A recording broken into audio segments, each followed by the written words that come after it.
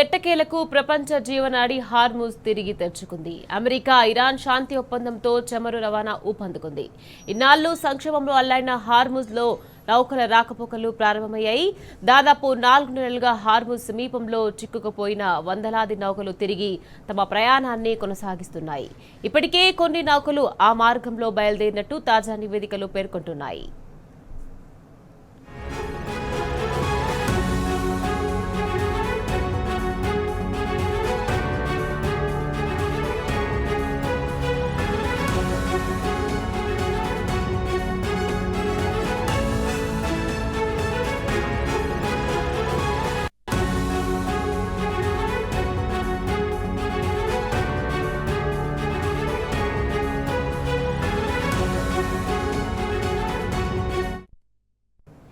నౌకల ప్రయాణానికి సంబంధించిన ట్రాకింగ్ వ్యవస్థ విండ్ వార్డ్ కీలక అప్డేట్ ఇచ్చింది. 5 చైనా, 2 యూరప్ నౌకలు హార్ముజ్ ను క్రాస్ చేసినట్టు తెలిపింది. వీటితో పాటు మరికొన్ని నౌకలు కూడా లంగరు వేసిన ప్రదేశం నుంచి జలసంధి వైపు కదిలాయని పేర్కొంది.